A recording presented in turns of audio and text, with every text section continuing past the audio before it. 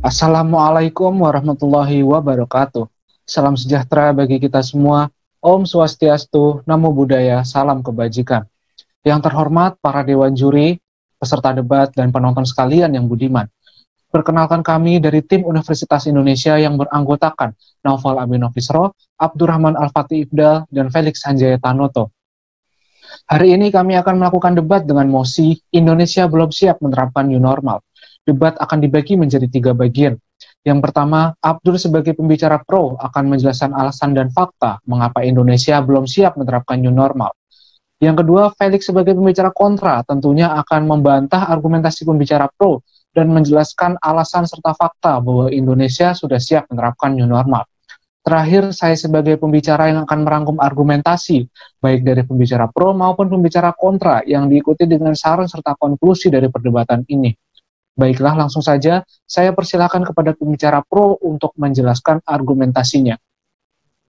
Terima kasih. Perkenalkan, nama saya Abdurrahman Al-Fatih Ifdal, dan di sini saya berkedudukan sebagai pembicara pro, di mana saya akan membawakan argumentasi besar tentang kenapa Indonesia belum siap new normal. Argumentasi pertama saya akan saya dasarkan pada tindakan kekarantinaan kesehatan yang dilaksanakan secara sporadis atau tersebar tidak secara rapi antar provinsi. Hal ini merupakan tanda nyata bahwa Indonesia memang belum siap. Saat ini sudah ada 2 keputusan presiden yang berlaku. Yang pertama adalah keputusan presiden nomor 12 tahun 2020 tentang penetapan bencana non-alam penyebaran coronavirus disease 2019 atau COVID-19 sebagai bencana nasional. Yang kedua adalah keputusan Presiden nomor 11 tahun 2020 tentang penetapan kedaruratan kesehatan masyarakat COVID-19. 2 keputusan Presiden ini merupakan didasarkan pada 2 undang-undang yang berbeda. Yang pertama adalah Undang-Undang tentang Kekarantinaan Kesehatan, dan yang kedua adalah Undang-Undang tentang Penanggulangan Bencana. Saya tidak akan mempermasalahkan kenapa dua keputusan Presiden ini didasarkan pada 2 undang-undang yang berbeda pula, tetapi yang menjadi permasalahan adalah masih berlakunya 2 keputusan Presiden ini justru menimbulkan pertanyaan, kenapa satu provinsi sudah new normal, padahal Indonesia secara keseluruhan masih dalam tahap kedaruratan kesehatan masyarakat ataupun bencana non-alam COVID-19. Yang menjadi pertanyaan berikutnya adalah, Indonesia selain belum siap new normal, apakah memang Indonesia sudah harus new normal? Data dari gugus tugas percepatan penanganan COVID-19 menunjukkan data bahwa angka kasus positif di Indonesia sudah berada pada 45.029 kasus positif baru per 20 Juni 2020.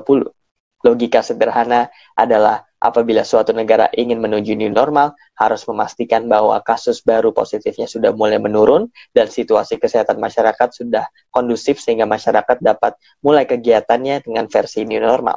Fakta justru berbeda dengan harapan yang ingin dinyatakan pada pemerintah Indonesia. Data menunjukkan kasus naik semakin eksponensial ataupun naik secara signifikan, padahal ini bertolak belakang dengan kenapa Indonesia harus new normal. Bahkan, konsideran peraturan perundang-undangan maupun peraturan gubernur provinsi ataupun daerah, kabupaten, kota telah menunjukkan bahwa konsideran utamanya hanyalah tentang kepentingan ekonomi belaka. Padahal bagaimana ekonomi ingin tumbuh apabila masyarakatnya tidak sehat? Apakah produktivitas menjadi kunci utama apabila kesehatannya tidak ada? Hal ini justru bertolak belakang. Di mana argumen kedua saya akan saya dasarkan pada protokol kesehatan di Indonesia yang justru dibentuk secara kategorikal ataupun tidak terstruktur secara baik. Hal ini merupakan imbas daripada ego sektoral lintas kementerian, lintas instansi, dan juga lintas badan pemerintahan. Argumen kedua ini menunjukkan fakta bahwa pun dalam keadaan Indonesia sudah siap new normal, protokol kesehatannya tidak menunjukkan hal yang demikian. Hal ini terlihat pada fakta bahwa protokol kesehatan justru ditetapkan secara tidak rapi. Artinya, Kementerian A memiliki versi protokol A, Kementerian B memiliki versi protokol B. Hal ini tidak sepadan dengan asas penyelenggaraan kesehatan kekarantinaan di Undang-Undang Nomor 6 Tahun 2018 pada pasal 2 huruf G dan beserta penjelasannya, di mana penyelenggaraan kekarantinaan kesehatan haruslah dilakukan secara terpadu dan melibatkan lintas sektor, kerjasama, kooperasi, dan kolaborasi. Fakta menunjukkan hal yang berbeda. Asas ini tidak sama sekali menjadi suatu prioritas utama. Selain asasnya yang dilanggar, prioritas utamanya pun bukanlah kesehatan masyarakat secara umum. Apabila kita melihat data dari gugus tugas dan juga Badan Kesehatan Dunia atau World Health Organization, kita menunjukkan bahwa prioritas di kala periode sekarang ini bahkan hanya menunjukkan adanya saling tunjuk ego sektoral dan bukan prioritas penanganan pandemi. Di masa pandemi, kesehatanlah yang prioritas dan bukan kepentingan ekonomi. Data menunjukkan protokol kesehatan masih dilakukan secara sporadis, masing-masing wilayah memiliki versi masing-masing, padahal Kementerian Kesehatan sebagai kementerian yang menyelenggarakan urusan di bidang kesehatan seharusnya menjadi batu pijakan daripada protokol kesehatan yang ada di Indonesia. Dua argumen ini menunjukkan adanya suatu saran yang akan pembicara pro bawakan. Pertama, sarannya adalah tentang penetapan new normal secara transisi haruslah ditetapkan secara transisi pula oleh pemerintah pusat. Apabila beberapa provinsi sudah mulai mengakomodasi new normal, akomodasilah pula dari level pemerintah pusat. Hal ini untuk menunjukkan adanya kesatu paduan dan juga yang paling penting adalah tentang kesiapan Indonesia dalam new normal. Terakhir adalah protokol kesehatan harus dirembukan dan didiskusikan terlebih dahulu sebelum disebarluaskan secara rapi. Terima kasih, sekian dari pembicara pro. Semoga Indonesia sadar bahwa dia belum siap new normal. Baik, selanjutnya saya, Felix Sanjaya Tanoto, sebagai pembicara kontra. Saya merasa pembicara pro hanya mengupas permukaan kondisi Indonesia itu sendiri, tanpa memperhatikan sarana dan prasarana yang sudah sangat teliti dan efektif dibuat oleh pemerintah Indonesia. Hal ini dilakukan dengan pertimbangan matang demi terimplementasinya new normal di Indonesia. Di sini pembicara kontra akan membawakan dua argumen yang meyakinkan bahwa Indonesia sudah siap menjalankan new normal. Argumen pertama, prasarana berupa peraturan yang telah diimplementasikan nampak selaras antara pemerintah pusat dengan pemerintah daerah di Indonesia, dan fakta ini yang gagal dilihat oleh pembicara pro. Contohnya, Kementerian Kesehatan mengeluarkan pedoman new normal melalui keputusan Menteri Kesehatan nomor 328 tahun 2020 yang berisi penerapan protokol kesehatan di tempat kerja. Instansi pemerintah lain seperti Kemendagri juga mengeluarkan keputusan Mendagri nomor 440/830 tahun 2020 yang berisi pedoman new normal bagi ASN dan pemerintah daerah yang diselaraskan dengan keputusan Gubernur Jakarta nomor 563 tahun 2020. Di beberapa kota seperti Surabaya, Medan, Padang, dan kota-kota lain dengan tingkat kepadatan penduduk tinggi juga tengah mempersiapkan regulasi menuju penerapan new normal seperti Jakarta yang mengeluarkan keputusan Gubernur nomor 563 tahun 2020 tentang PSBB transisi atau new normal, dan surat edaran Gubernur DKI Jakarta nomor 3590 tahun 2020 yang memperbolehkan perkantoran untuk buka kembali dengan beberapa ketentuan. Di sini saya mengambil contoh kota Jakarta yang sudah menerapkan sistem PSBB transisi atau new normal, di mana sudah tergambar jelas ada sistem mapping zona hijau, merah, kuning, oranye, serta penyajian data-data yang selalu terkini, sehingga memudahkan masyarakat untuk memetakan wilayah mana saja yang memiliki tingkat kasus COVID-19 yang tinggi. Jakarta yang pada bulan Maret 2020 merupakan angka tertinggi, kota tertinggi yang memiliki tingkat penyebaran COVID-19, berani mengambil gebrakan new normal dan percaya akan sistem dan regulasi itu sendiri. Selain itu, faktanya di Indonesia sendiri sudah terdapat 102 kabupaten atau kota yang dinyatakan sebagai zona hijau penyebaran COVID-19. Argumen kedua yang akan dibawakan pembicara kontra, yakni kebutuhan alat medis seperti alat pelindung diri atau APD, tenaga medis, serta jumlah relawan kian meningkat jumlahnya. Berdasarkan data dari Dirjen Kefarmasian dan Alat Kesehatan Industri, Ibu Enko Sosialine Magdalene, pada wawancara Kompas tertanggal 8 April 2020, industri masker telah meningkat sebesar 77% dari 22 industri menjadi 39 industri pada April 2020. Industri APD atau alat pelindung diri meningkat sebesar 457% dari 3 industri pada bulan Februari menjadi 20 industri pada bulan April.